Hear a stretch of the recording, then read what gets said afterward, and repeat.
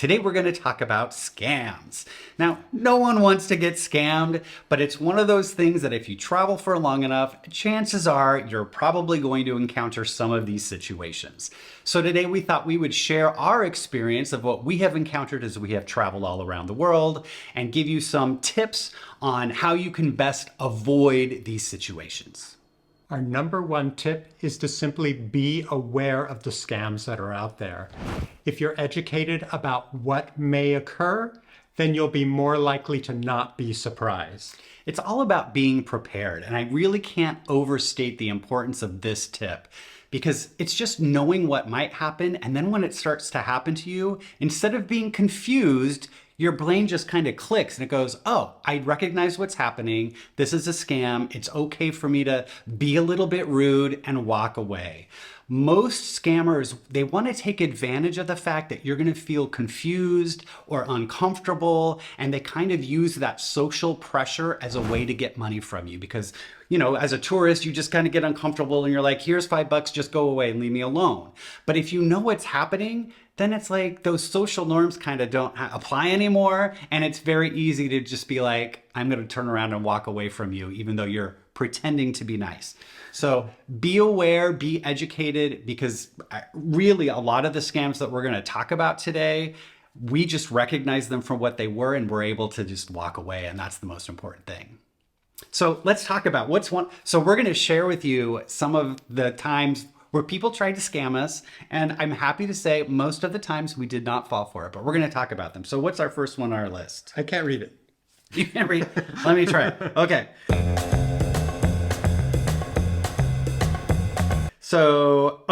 So this is a scam that is very common in Europe, although we've seen it all over the place.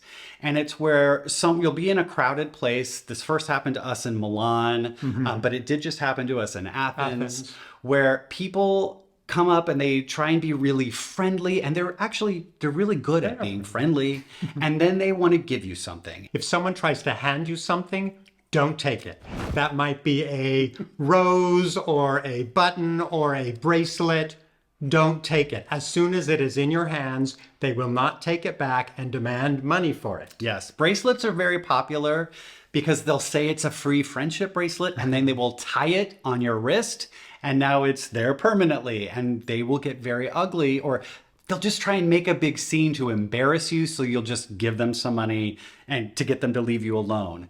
Don't fall for it. So when we were in Milan, they were really aggressive. I was surprised about trying to hand us stuff, and we were good. We didn't take anything. And then finally I start walking away and I could feel him. He put it on my shoulder and was hoping that I would take it and try and hand it back to him. I just played dumb and pretend I didn't notice and just kept walking away. And so like 15 feet, I got 15 feet and then he like ran over and took it and went to find an easier mark.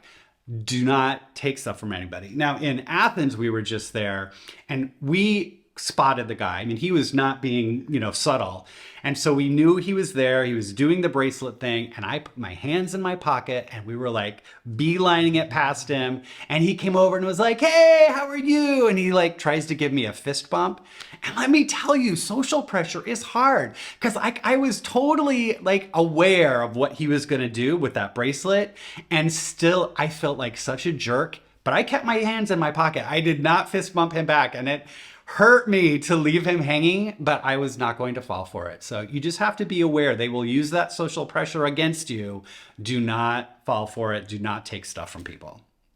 Okay, what's the next one?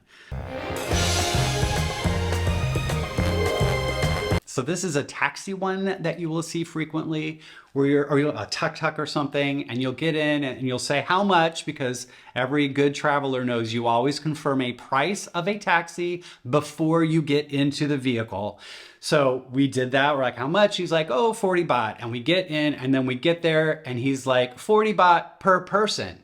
Every time since then, I mean, that was 15 years ago, I think that happened to us. Every time we get in a taxi, they'll say, the price is this. And we'll say, for both? And we'll make them confirm so they can't pull that trick on us. Yeah, that's the total price, yes. Yeah. Yeah, when we were in Egypt, when we got in the car, we said for both. And he was like, yeah. And then we get there, he was like, no, each. And we were like, we confirmed with you. Although even the word both can be troublesome. They'll say, yes, both of you pay that amount. So you have to really be clear. Yes, be very clear so that they don't get you on that. What's next? So now we have, the t-shirts. Let's talk about Egypt. This is one that probably happens in a lot of places, but in particular, Egypt is where we encountered this, where we would be going up to a pyramid to take a photo, and someone would run over to us and say, take this picture, take this picture. And now, if you take the picture of the pyramid that is in front of you, they expect a tip for them telling you to take that picture. It was so weird. Oh. And sometimes it would be like a different angle or something in between, but oftentimes it's just like, it's a pyramid. Of course I'm going to take a picture. And so part of what we did to avoid it was we would watch these people, and when they moved to the side or to deal with someone else, we would go in for our photos. Yeah, we wandered quite a bit away just so we could take pictures in peace away from anybody else. Yeah, but just be aware of who is doing this and where they are. Yeah. Another weird thing, and this is sort of a takeoff on the free bracelet, is because we did get pretty far away, and this guy came up to us and he was like, free t-shirts. I'm giving away free t-shirts. Here, take your free t-shirt. And we were like, we know better. I'm like, I'm not taking... I didn't say this to him. I'm like, I'm not taking your t-shirt. And we were just like, no, thank you. No, thank you. And he just kept trying to give us this free t-shirt. And he was very clear that it was free. So like, I can't even understand what the scam would have been exactly unless he just completely decided that it wasn't free after we took it. Oh, it'd be a donation. Right. But he was very insistent. And finally, I was just like, no, thank you. And we kind of walk away. And he like got mad at me. And he was just like, why are you making this so hard? Because we don't want it. I'm so fascinated, but I totally ticked off the scammer because I did not take his free t-shirt. So I'm not sure what that one is about. If this is a scam that you have seen, maybe if you know more details, please leave it in the comments below because I'm still very curious what exactly he wanted from me. But anyway, what's another one? Okay, so this is a weird one that we encountered a long time ago in Leon, in Nicaragua. Is we were walking down the street and this young woman comes up to us and she's like, please, I have a baby. Can you just help me out? Could you just maybe buy me some baby formula? We were, young backpackers. And we knew nothing. And we knew nothing, but it's just one of those things where you're like, oh, I want to help a baby. And so we're like, okay. And so we went to a store, and then, cause I was like, oh, well, we'll just buy, she wasn't asking for money. It was like, we'll go and we'll buy the formula for you. And so she took us around the corner into this little baby formula store. It was the weirdest little place. And she talked to the guy and he pulled out this gigantic bag of formula and he's like, this will be $45. And we were like, our budget was $10 a day at this point. It was tiny. And we had no way we could do that. Now, this is the interesting thing. Is that, granted, this was a long time ago, but David and I remember this story very differently. And I'm honestly not sure who's right. He probably is because he probably has a better memory than I do. I remember us thinking at that moment, okay, we have fallen into a scam. Let's leave. And we said, sorry, we are not participating in this. And we walked out.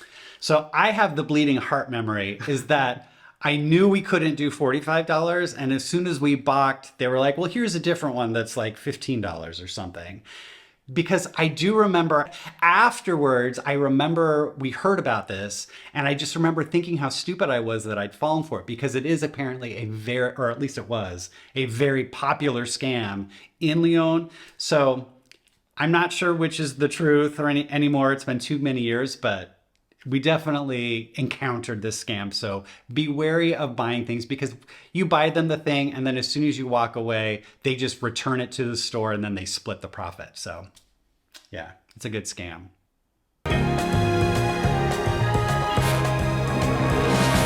This is one we've never encountered, but we will mention it because we've heard about it quite a bit. It's one in which they will spill or squirt something onto you and then offer to clean it up. Usually this is a pickpocketing scheme where they are working with someone else, and once they take your bag off of you or your jacket off, there are other people who come in and take things from you. It's one to watch out for. So if something does get squirted or sprayed or spilled, or sometimes they'll say it's bird poop or something, just get out of the situation. Don't ask for their help. Just get away. You just want to be very aware of all your stuff, hands in your pockets, hold on to your belongings. And say, no, thank you. They're just trying to distract you. Yeah, yeah. Okay, the next one. Okay, this is a funny one. Because this is one we have been warned about so many times, and it has only actually happened to us one time. That was weird. But what happens is you'll arrive in a new place and you'll tell a taxi driver, I want to go to this attraction or I want to go to this hotel. And they'll say, oh, well, that place is closed today. And so instead I can take you to my friend's hotel, or I can take you to this other attraction, where they, get a commission for taking you there instead of the place that you wanted to go. Now for us, so this doesn't happen so much anymore, but if you're a long-term traveler, you'll understand this, is that when we arrived in Honduras, this was back in 2010, we got off of a bus, like it's an overnight bus, and we get there and it's dark. And back in the day, like, you didn't have to book ahead with hotels because, there was no internet really yet. And so you would just arrive and there would be all these touts who would line up, and you would find the one that was the tout at the hotel that you'd found in your Lonely Planet guidebook, and they would take you to the place. And so we get off, and at this particular stop, it was La Ceiba, Honduras. There wasn't like all the individual touts. There was like one guy who's like the kingpin, and he was managing everybody. And you'd say where you wanted to go, and he'd pull a driver over and they would take you. And so we said, we want to go to this hotel. And he's like, no, that place is closed on Sundays. And we're like, closed on Sundays. A hotel that is only closed on Sundays. And so we were like, no, that's where we want to go. And he was like, no, that place is closed on Sundays. And he would go help someone else, and he'd come back to us, and we're like, we want to go to this hotel. And he was like, fine. And he pulled the driver over, and the driver drives us to the place, and it is closed. On Sundays. It's open other days. We were totally baffled. Like, I can't even understand how that happened. We did go back the next day and they were open. It was just, they were closed on that Sunday. It was the weirdest thing. So the guy was actually totally not scamming us. He was trying to help us and be nice, but we were dumb and we were convinced we were right. But that is a scam that happens, so be aware. It is a scam, so be aware. Okay, what is next? Oh, do you want to talk about your New York City one? Something else you may encounter is this one. Someone comes, they walk close to you or past you, and they bump into you, but they make it look like you bumped into them. They drop an item they have, either food or a breakable object, and then once it's on the ground, they demand that you pay for bumping into them. This happened to me once in New York. I was with a friend. We were walking down the street, and some man comes and he shuffles by us and he drops a hot dog on the ground. And he was like, oh no, you made me drop my hot dog. And my friend, though, knew all about this scam, and he was not about to have it. And he said, that's too bad. And he grabbed me and he kept pulling me, and he pulled me out of there. So basically the easiest way to get out of this is just to be aware of it, know that you did nothing wrong, and that you can just walk away from the situation. Okay, here's another one. This is a restaurant scam that we encountered in Aguascalientes, which is at the foot of Machu Picchu in Peru. And so we walked down and we were looking for a place to have dinner, and there's tons of cute little restaurants all over the place. And there would be the touts outside the restaurant saying, hey, come here and you'll get this deal, or come here and you can get, I don't even remember what the food was. You can get, a hamburger for only $5. Or whatever it was. And so we finally, there was one who had a good deal. So we went in, we ordered what he had told us to order. And then when the bill came afterwards, it was a much higher price. And we were like, oh, that guy outside told us it was only this much. And the waitress was like, oh, well, you had to tell me that it was the deal he was offering because that's a different portion size. And we were like, I had never heard of that scam before. But it is something I think about. We got caught in it. Yeah. But you'll have that happen with restaurants a lot. In a restaurant, always make sure there is a price on the menu. Mm-hmm. If there is not a price, the cost could be sky high for a drink or for something else. Yes. And people get caught in that a lot. They'll go to a rooftop bar. They won't order off the menu. They'll just say, I want this drink and that drink. And when the bill comes, it is sky high. Yeah. And they have no way to contest it. Yeah. We had some friends this happened to in Greece. And the ending price was, hundreds of euros for what shouldn't have been that much money. So just be aware, have a menu with you so you can have it to refer to. This is one that, again, knowing ahead of time is the best thing you can do, because if we had not been warned about this ahead of time, who knows what would have happened. But in Vietnam, in Ho Chi Minh City, so right around, there's the Reunification Palace, and there's a big park around it. And the only place we ever saw this scam happening was right around in that area, where they've got the guys who walk around and they've got a big long bamboo pole, and then they've got baskets on the other end that they carry different kind of things. This happened to a friend of ours where he was like, so, they came up to me and the guy was like, oh, you're such a big, strong guy. Do you want to carry my thing? And he put the thing on my friend's shoulder, and he was kind of like, goofing around with this big, long thing on his shoulder. And then the guy, while they were kind of distracted with that, he had coconuts, and he cut open a coconut and gave it to them to drink. And so they were like, well, we didn't really want a coconut, but he's already opened it. And then the guy wanted like $30 for this coconut that they had then drank, that they didn't even want. But they got distracted with the thing on their shoulder, and he's got the thing still on his shoulder, and you can't really set it down without spilling everything. And of course, the guy wouldn't take it back until he gave him $30.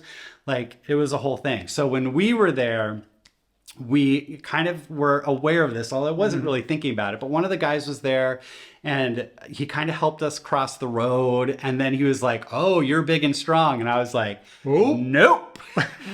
And I was like, yes, I am. Thank you. And we just kind of start walking away. Just be aware, like anything they can do to give you something or get you distracted so that they can pull off whatever scam there was. Because even if you wanted a coconut, it is not $30. No.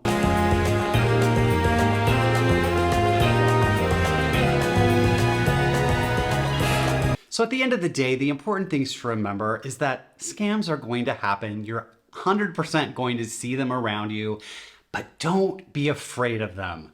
Like even these stories where we got scammed, years later, we like telling these stories. It's kind of funny to me now. What you don't want to do is be so afraid that somebody's going to get the best of you that you withdraw and don't engage with the locals, because the local people are amazing. Most of them are super interesting and friendly and curious and want to help you. And if you get too afraid of trying to avoid being scammed, you're gonna miss out on some of those opportunities.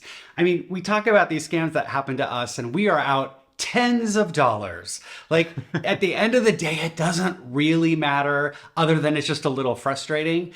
But do the best you can to stay aware of what's happening so you just understand what's going on and you can avoid a lot of the obvious ones.